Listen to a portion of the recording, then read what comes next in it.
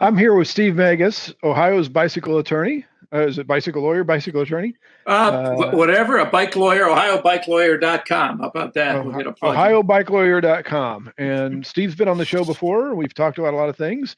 Today, we want to talk a little bit about vehicles and what's out there and what you can ride. So, Steve, who can tell me what's legal in my state to ride on the road? You really have to go to state law.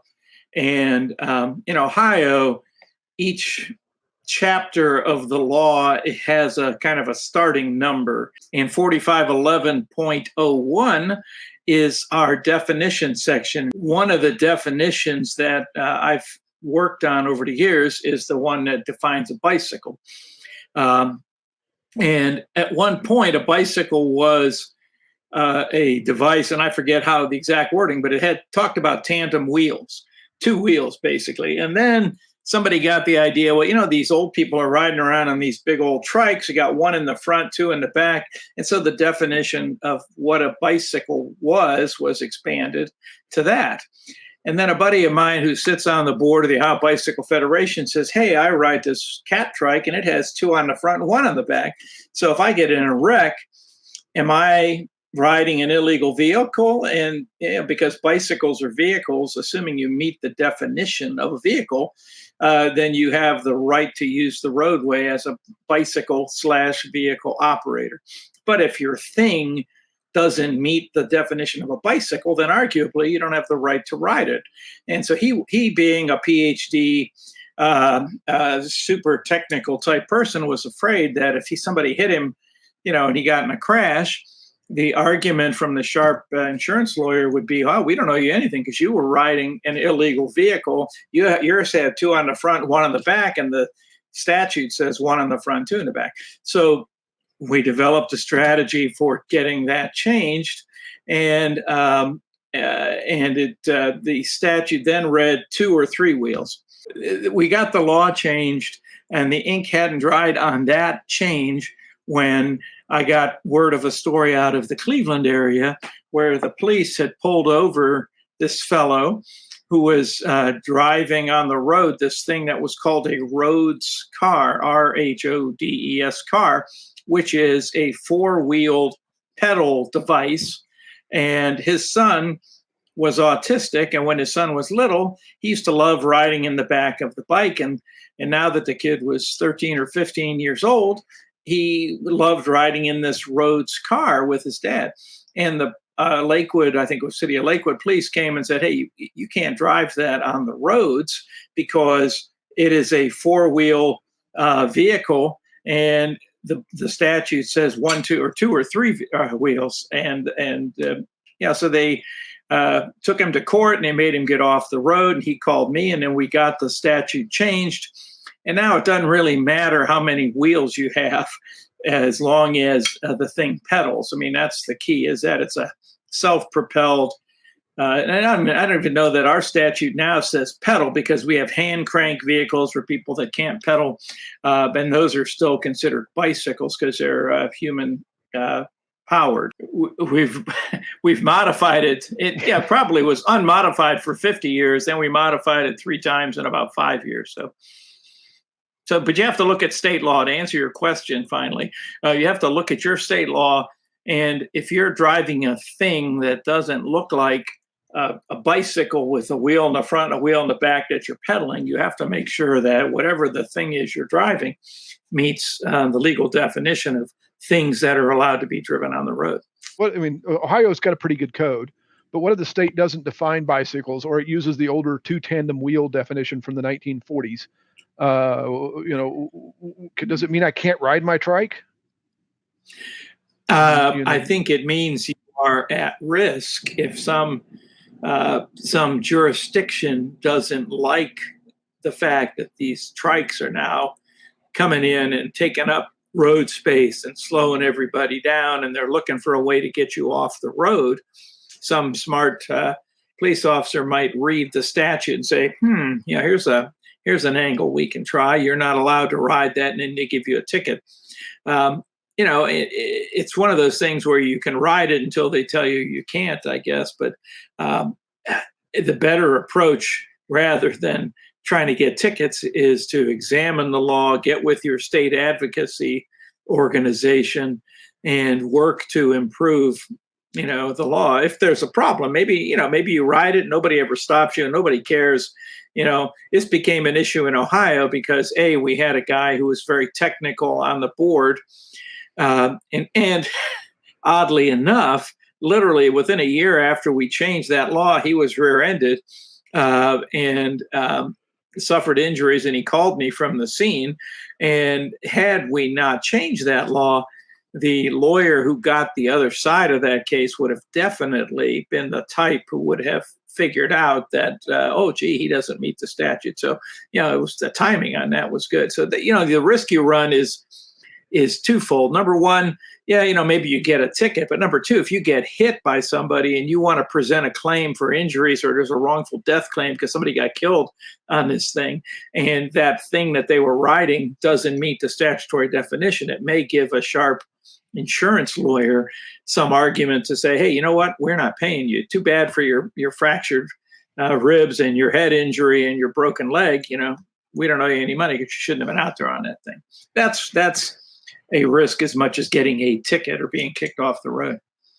We talked about three wheels, in the situation. So what about a bicycle with training wheels? I mean, isn't that a four-wheeled vehicle technically? Absolutely it is. And had our statute not been changed, then technically a cop could have come up to dad and said, hey, get your kid off the road. I know he's learning to ride, but he can't ride that thing because it's got four wheels. If I'm riding and I'm riding, out of Ohio where it's got pretty good code, and I ride over into Illinois where it doesn't, what happens then? How do I know that, if I'm just mom and dad riding a trike, well, how do I know this stuff? Well, I always, I wrote an article for Adventure Cycling. It's probably been 10, 12 years ago. It used to be in their annual manual that they put out. And the big rule is consult local listings. You have to check state law. If you're going to be riding through one or two or three states, you better know what the rules are for riding a bike in that state before you take off, because they can certainly differ.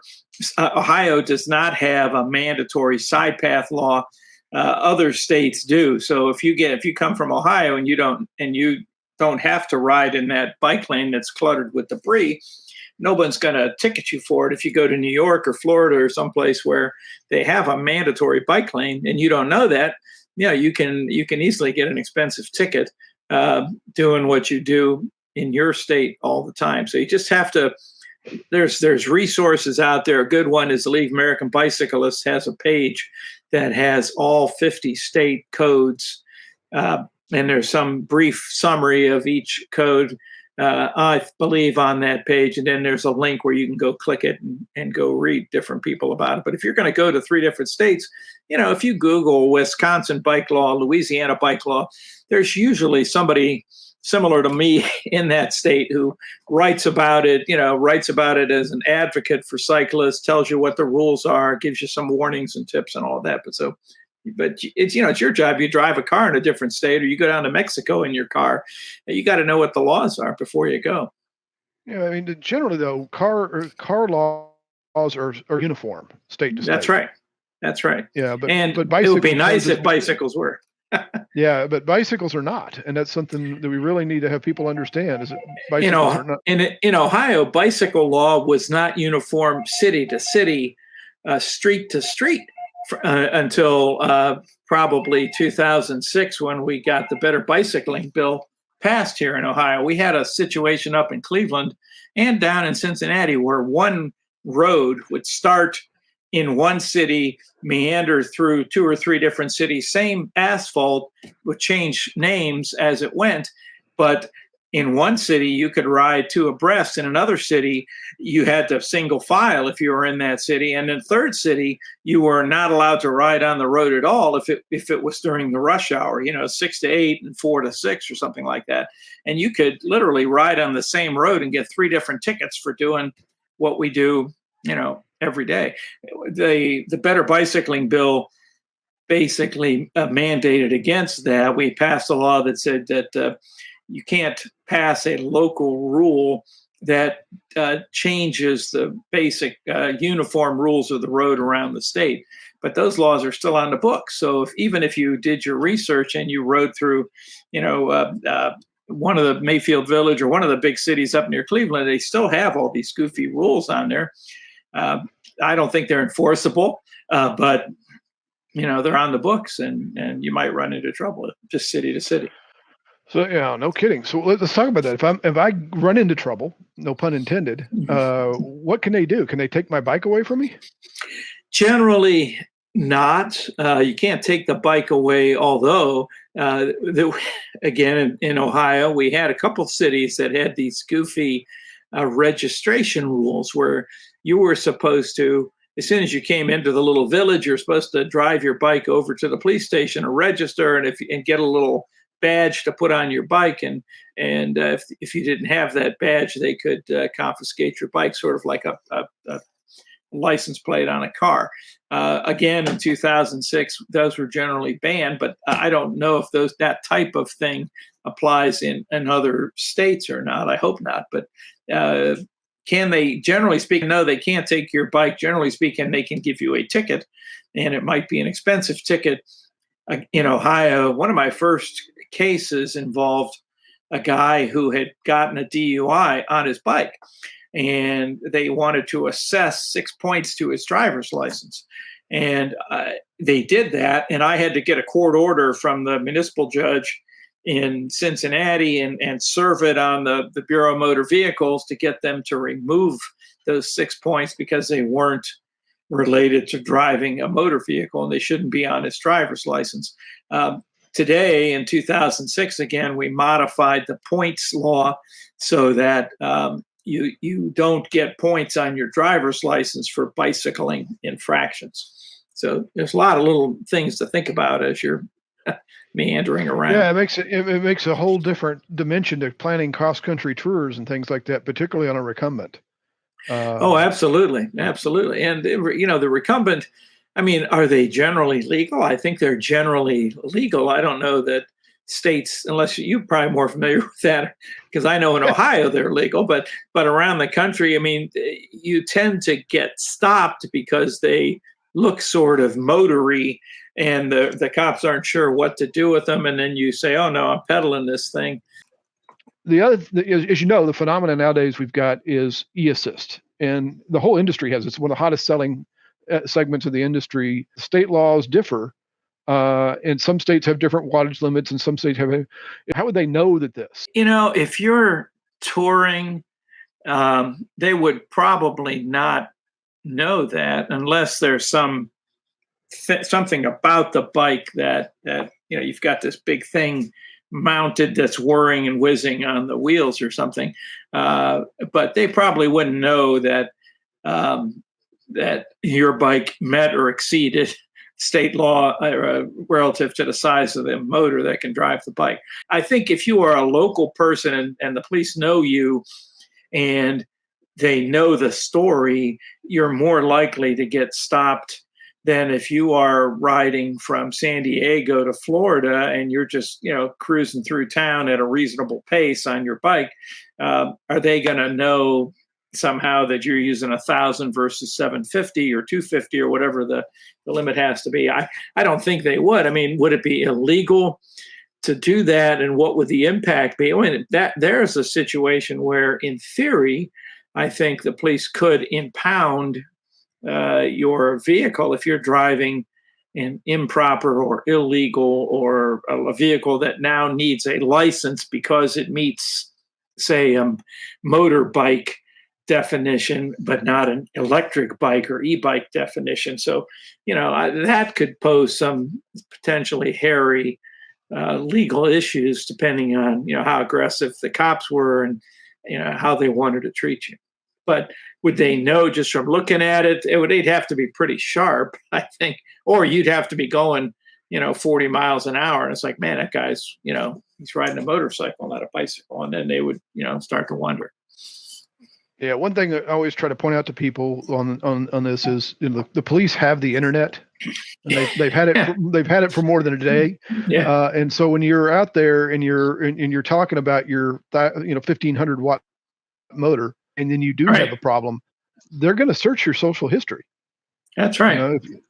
And a lot of people don't really seem to understand that. Of course, that you're just admitting guilt. If this thing's a 1,500 watt motor because that's what I bought, but I can change it to 750 in the programming, is that kind of a defense to prosecution on this kind of thing?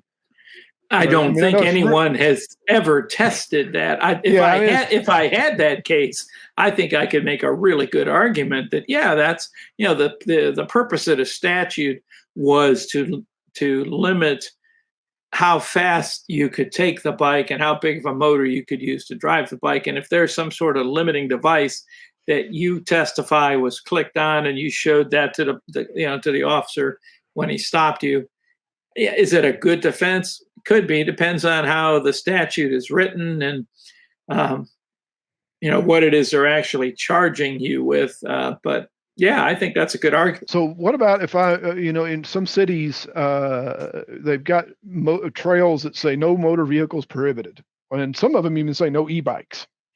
If I turn the motor off or I disconnect the battery, is it still an e-bike? I mean, I know this is another philosophical question, but it is a philosophical question. Yeah, no, I think that's a good question. For the difference between motor vehicle and electric bicycle, under the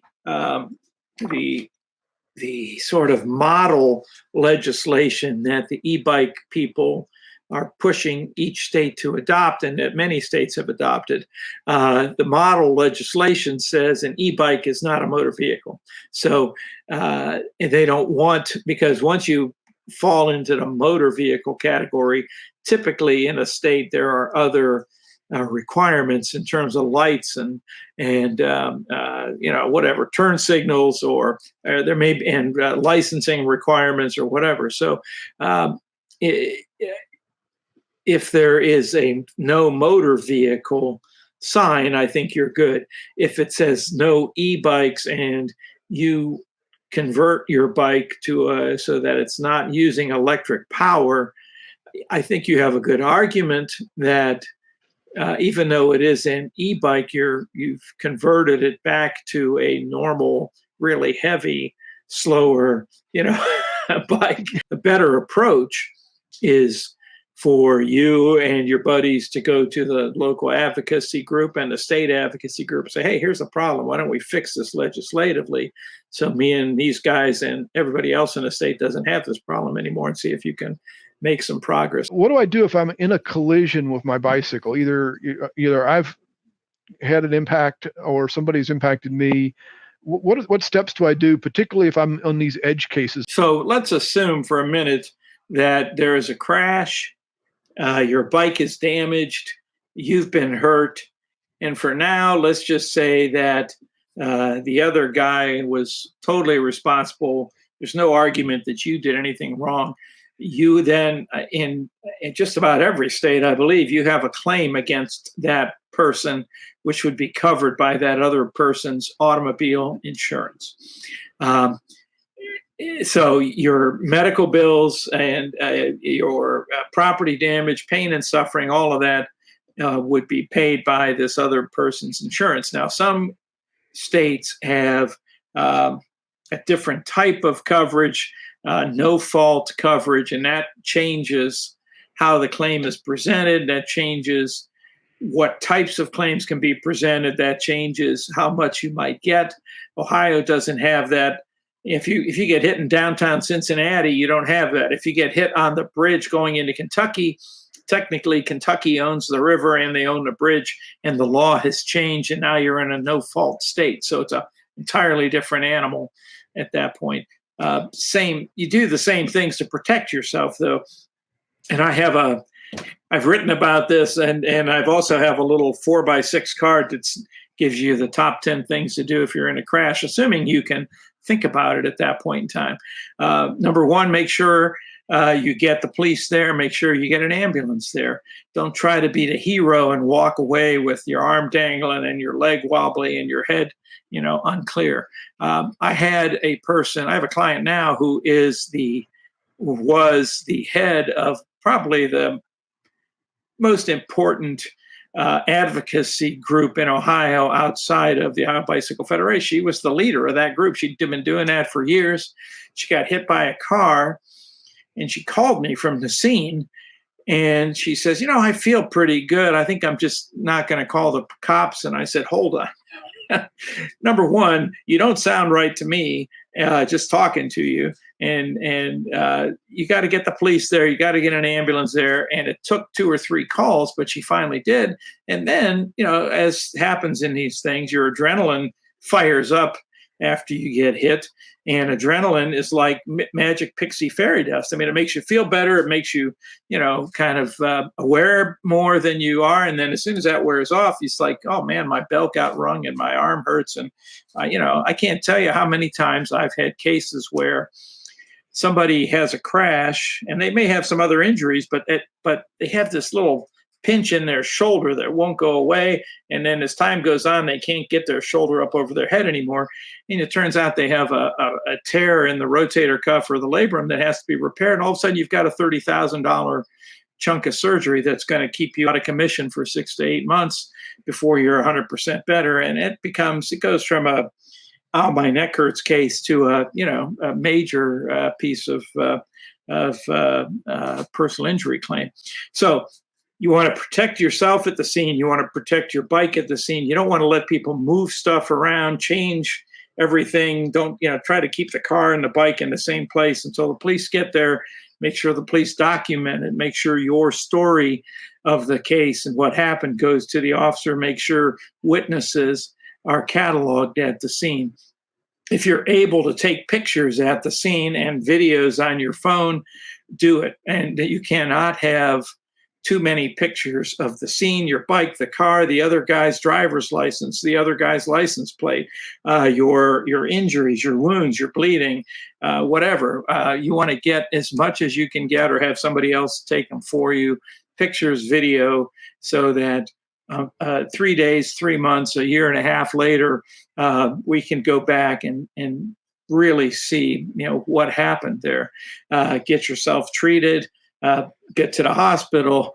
You have to have this paper trail of things. If you're going to make a claim against somebody, you have to have this paper trail of a police report, police photos, witness statements, your photos, going to the doctor, going to the hospital, going to your primary care, going to wherever they send you, doing the physical therapy, whatever it is that you have to do.